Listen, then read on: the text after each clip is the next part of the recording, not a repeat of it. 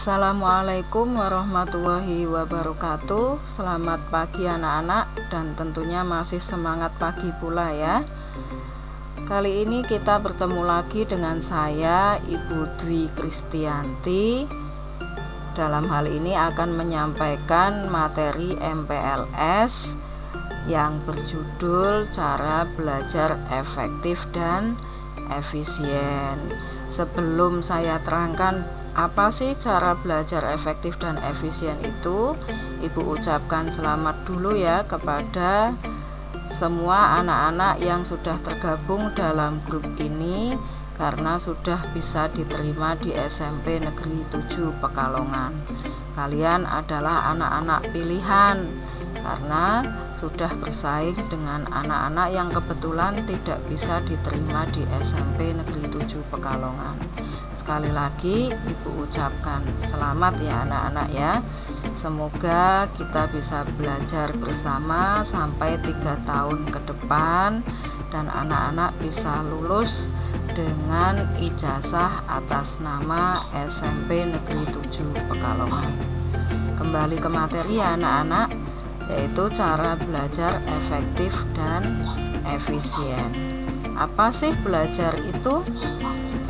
Belajar adalah suatu kegiatan yang ditandai adanya perubahan sikap pada seseorang, yaitu dari yang tadinya tidak bisa menjadi bisa, dari yang tadinya tidak mengerti menjadi mengerti, dan dari yang dulunya tidak terampil dengan belajar akan menjadi terampil. Dengan belajar pula biasanya bisa mendeteksi cara berpikir, pola pikir anak-anak itu menjadi lebih dewasa. Nah, dalam belajar juga terjadi perubahan sikap yang mencakup perubahan pengetahuan atau kognitif, kemudian perubahan sikap atau afektif, dan perubahan keterampilan atau psikomotor. Kali ini atau masa saat ini, yaitu masa kita dalam posisi masa pandemi COVID-19, maka pemerintah mengharuskan kita belajar tidak bisa tatap muka. Kita belajar dari rumah, yaitu dengan PJJ atau belajar dengan cara daring ya. Kalau di SD mungkin 3 bulan yang lalu pun kalian sudah pernah merasakan belajar jarak jauh itu seperti apa. Nah, sama juga di SMP. Kali ini kebetulan kalian masih merasakan pembelajaran jarak jauh atau PJJ. Kalau PJJ itu di SMP melalui grup WA. Dari grup WA tersebut nanti akan di-share tugas-tugas dari Bapak Ibu guru setiap mapel, kemudian beberapa informasi juga melalui grup WA, bahkan ulangan harian pun itu melalui grup WA dengan menggunakan link. Karena pembelajaran jarak jauh, yaitu belajar di rumah, maka berarti kalian belajar mandiri. Belajar mandiri seperti apa sih belajar mandiri itu? Belajar mandiri merupakan suatu proses belajar yang dilakukan oleh siswa secara sendiri, membahas materi pelajaran yang dilakukan pada waktu jam-jam selama di rumah. Nah, selama di rumah itu dengan menggunakan grup WA, kalian akan mendapat tugas dari Bapak Ibu guru. Contohnya membuat rangkuman, mengerjakan latihan-latihan soal, atau bahkan ulangan secara online. Nah, kita ke inti materi ini ya. Materi inti kali ini yaitu tentang belajar efektif dan efisien. Itu ada 5 hal yang harus kalian tahu supaya kalian bisa belajar efektif dan efisien. Apa saja sih 5 hal tersebut? Yang pertama, mindset. Apa itu mindset? Mindset adalah cara berpikir yang benar, yaitu sebelum belajar kalian tentunya mempersiapkan diri apa yang harus disiapkan. Misalnya sebelum belajar kalian punya niat untuk belajar, jadi pikiran harus terbuka.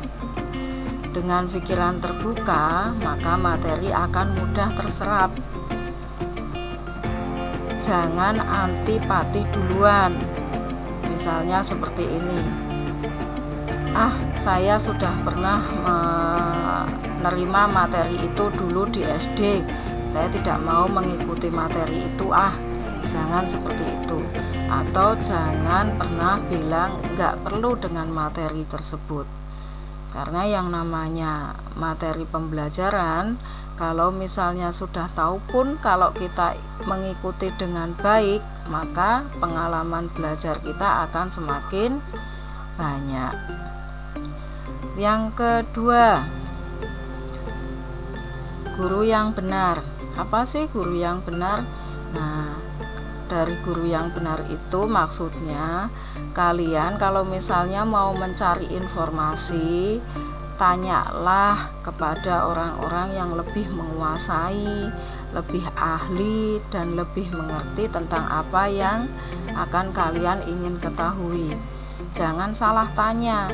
Contoh, kalau misalnya kalian ingin belajar memasak, berarti jangan tanya dengan orang bengkel yang tidak tahu tentang memasak sama sekali.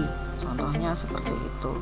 Kemudian yang ketiga, cara belajar efektif dan efisien yaitu dengan waktu yang benar. Apa sih maksudnya dengan waktu yang benar? Waktu yang benar itu kalian memanajemen waktu atau mengatur waktu, membiasakan waktu belajar. Contoh, kalau kalian membiasakan waktu belajar dari habis maghrib, ya, dari habis sholat maghrib sampai jam 9, itu harus continue, tidak terputus-putus. Nah, itu akan membiasakan diri dalam belajar kalian. Kalian pastinya biasa mendengar istilah SKS. Apa sih itu istilah SKS? Sistem kebut semalam, atau bahasa lainnya the power of kepepet. Apa sih itu? Nah, itu adalah istilah di mana kalian belajar pada saat mau ulangan saja. Itu salah, karena berarti kita tidak siap. Tidak mungkin pikiran kita itu langsung menyerap materi dalam waktu semalam. Besoknya pasti ngantuk, kemudian pada saat ulangan akhirnya menggunakan jurus the power of kepepet itu, yaitu dengan mencontek buku atau bahkan mencontek teman. Yang keempat, dengan cara yang benar. Ada 3 tipe orang dalam belajar, yaitu secara virtual, secara auditori, dan secara kinestetik. Secara virtual yaitu seseorang bisa menyerap materi secara optimal itu dengan cara membaca dan melihat. Kemudian tipe auditori yaitu seseorang bisa menguasai dengan cepat materi yang diserap itu dengan cara hanya mendengar saja. Yang ketiga, kinestetik. Apa sih kinestetik? Kinestetik yaitu seseorang bisa mudah menyerap materi kalau materi itu didahului dengan diberikan contoh-contoh secara langsung. Nah, dalam 3 tipe ini kira-kira mana Kita lanjut ya anak-anak. Tadi sempat kepencet mati ya, saya ulangi. Ada 3 tipe orang dalam belajar. 1 virtual, yang kedua auditori, dan yang ketiga kinestetik.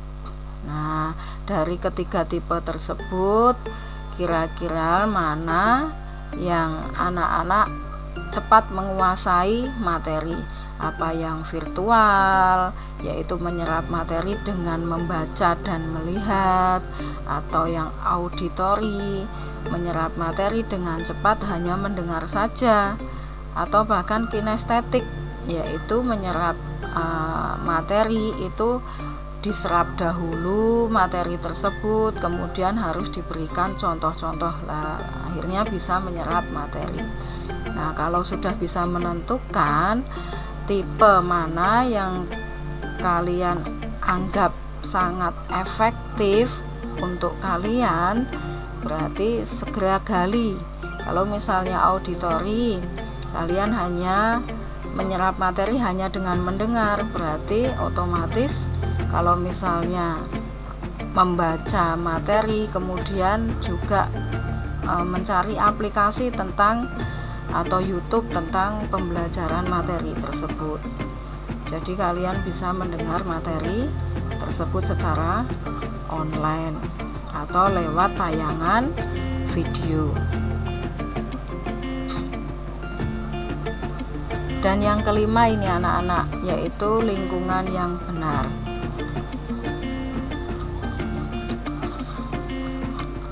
Nah, lingkungan yang benar itu maksudnya dalam belajar itu masing-masing itu mempunyai cara sendiri-sendiri sesuai dengan lingkungan yang anak-anak anggap efektif. Yaitu misalnya, kalau misalnya kalian ada anak yang belajarnya harus sunyi, senyap, kalau misalnya ada nyamuk yang lewat maka konsentrasi langsung buyar ya. Ada juga yang belajarnya senang dengan mendengarkan musik. Nah, kalau dengan mendengarkan musik sambil mengerjakan tugas itu tidak terasa, makanya ada yang suka seperti itu. Dengan mendengarkan musik, tiba-tiba pekerjaan tugas yang kalian lakukan sudah banyak yang terselesaikan. Nah, itu ya. Kemudian ada juga yang suka dengan belajar kelompok ya, belajar kelompok, karena anak-anak yang suka dengan belajar kelompok itu biasanya menganggap dengan belajar kelompok itu materi yang akan dikerjakan atau materi yang akan diselesaikan itu akan dibantu oleh teman-teman yang lain. Contoh, misalnya dalam satu materi itu ada tugas dengan 10 soal. Dalam kelompok tersebut ada 3 anak. Nah, 3 anak dalam kelompok tersebut karena tugasnya ada 10 dibagi menjadi 3-3, 1 anak mengerjakan 3 soal, 1 anak mengerjakan 3 soal lainnya, dan 1 anak mengerjakan 4 soal. Kemudian di deadline atau dibatasi waktunya 5 menit, kemudian tugas-tugas yang harus diselesaikan setiap anak harus terkumpul. Makanya kalau misalnya dengan belajar kelompok, anak-anak yang suka belajar kelompok itu menganggap tugas 10 soal itu bisa diselesaikan dalam waktu 5 menit. Tapi ada juga yang tidak suka dengan belajar kelompok karena menganggap belajar kelompok itu membuang-buang waktu ya. Dengan belajar kelompok itu akhirnya dongeng atau bahkan glendengi koncone dhewe. Nah, itu ada anak yang tidak suka. Kemudian yang ketiga, yang paling penting ini, yaitu harus belajar di lingkungan yang positif. Apa sih lingkungan yang positif? Lingkungan yang positif itu dimana kalian bisa bergaul, karena dengan siapapun saat ini kalian bergaul itu menandakan akan mempengaruhi masa depan kalian. Jika kalian bergaul dengan anak-anak yang suka atau rajin belajar, maka kalian pun akan ikut rajin belajar. Tapi kalau kalian suka berkumpul dengan anak-anak yang hanya main HP, kemudian yang dibuka itu hanya game, ya kalian pasti akan ikut main game. Tidak mungkin yang lain main game kalian akan belajar sendiri, itu sangat tidak mungkin. Begitu anak-anak ya, materi yang ibu sampaikan cukup sampai sekian. Terima kasih. Selanjutnya bisa dilanjutkan dengan tanya jawab di grup WA ini. Sekali lagi, silahkan kalau mau tanya langsung dicantumkan di grup WA ini dengan menyertai nama lengkap kemudian kelas ya. Terima kasih anak-anak, sampai di sini dulu. Assalamualaikum warahmatullahi